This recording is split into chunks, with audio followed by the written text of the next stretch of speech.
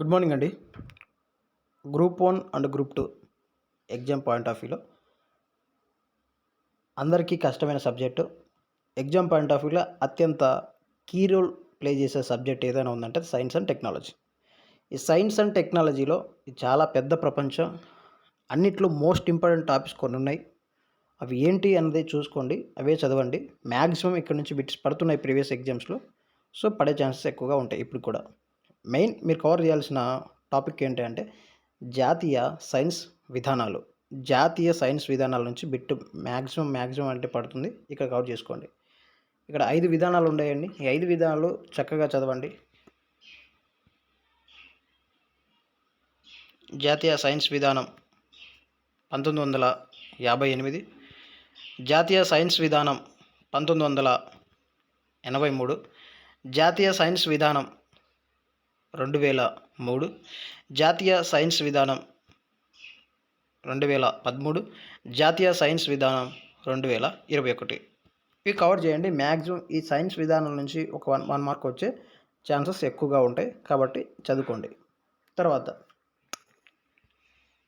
Next topic మనకి ఏంటి అంటే అంతరిక్ష సాంకేతిక పరిజ్ఞానం. ఇక్కడ నుంచి కూడా బిట్ పడుతున్నాయండి. అంతరిక్ష చాలా బిట్స్ పడుతున్నాయి. ఇక్కడ నుంచి ఒకటి కాదు, చాలా బిట్స్ పడుతున్నాయి.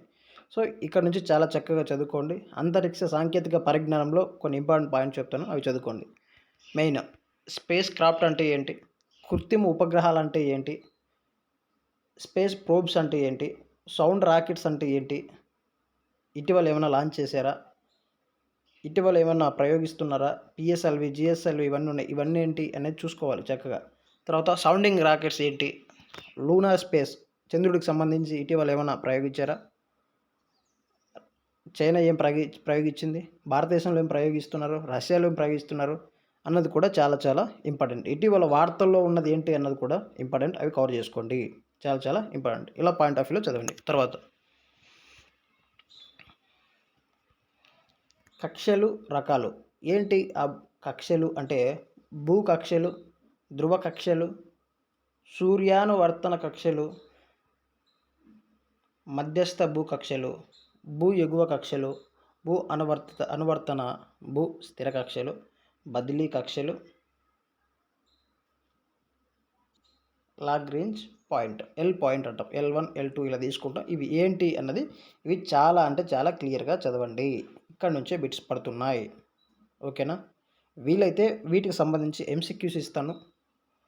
వీలైతే లైవ్ సెషన్లో వీటి గురించి మాట్లాడుకుందాం. ప్రతిదీ మనం పీడిఎఫ్ ఇవ్వాలంటే ఇలా గ్రూప్ 1కి ఇవ్వాలంటే చాలా మ్యాటర్ ఇవ్వాలి. ఎందుకంటే ఒక మిమ్మల్ని ఆనందపరచడానికి, మిమ్మల్ని సంతృప్తి వాట్ ఈజ్ వాట్ అని ఇవ్వడం సరిపోదు కాబట్టి చాలా డీప్గా ఉండాలి. కాబట్టి వీలైతే గ్రూప్ 2 మెయిన్స్ అప్పుడు ఇస్తాను, అప్పుడు గ్రూప్ 2 పాయింట్ ఆఫ్ వ్యూలో. ఇప్పుడు గ్రూప్ 1 గ్రూప్ 2 చదివేవాళ్ళు, గ్రూప్ 1 అటెంప్ట్ ఇవ్వాలనుకున్న వారు, యూపీఎస్సీ స్థాయిలో ఇచ్చేవాళ్ళు ఇవి చూసుకోండి. ఇవి చాలా చాలా ఇంపార్టెంట్. వీటి గురించి వాట్ ఈజ్ వాట్ అని చెప్తాను, మరీ డీప్ కాకుండా వాట్ ఈజ్ వాట్ అని చెప్తాను. జాగ్రత్తగా వినండి. ఈ సైన్స్ విధానాలు పెట్టేటప్పుడు మొదటి సైన్స్ విధానాన్ని ప్రధాని నెహ్రూ గారు ప్రవేశపెట్టారు. ఆయన అంటాడు ఒక మాట, ఏంటి ఆయన అన్నదంటే, దేశ సామాజిక ఆర్థిక సమ్మిళిత అభివృద్ధికి science and technology science and technology, science ఒకటి, టెక్నాలజీ రెండు మూల స్తంభాలు అంటారు. వెరీ వెరీ ఇంపార్టెంట్ అండి. ఇది ఈ పాయింట్ గుర్తుపెట్టుకోండి. దేశ సామాజిక ఆర్థిక సమ్మిళిత అభివృద్ధికి సైన్స్ అండ్ టెక్నాలజీ 2 మూల స్తంభాలు అంటారు. ఆయన 1958లో ప్రవేశపెడతారు. ఇక్కడ మొదటి పాయింట్ ఆఫ్ వ్యూలో 1958లో ఈ మొదటి పాయింట్ ఆఫ్ వ్యూలో ఏంటి అంటే మానవ వనరులు సహజ వనరుల అభివృద్ధికి కీలకంగా గుర్తిస్తారు. ఇక్కడ అన్నమాట మొదటి దానికి ఇది ఇంపార్టెంట్. తర్వాత ఇక రెండవది ఏమంటామంటే జాతీయ సైన్స్ విధానం 1983ని టెక్నాలజీ పాలసీ అని కూడా అంటాము. రెండవ వాటిని టెక్నాలజీ పాలసీ అని కూడా అంటాము. మూడవది 2003 సైన్స్ విధానాన్ని ఏమంటాము అంటే మేధో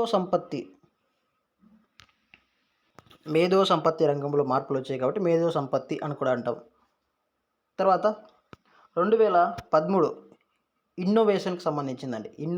ఇన్నోవేషన్ విధానం ఏంటంటే అంతర్జాతీయ స్థాయిలో నవీకరణ ప్రోత్సహిస్తూ దేశ టెక్నాలజీ అభివృద్ధి జరగడం జరిగింది. తర్వాత 2013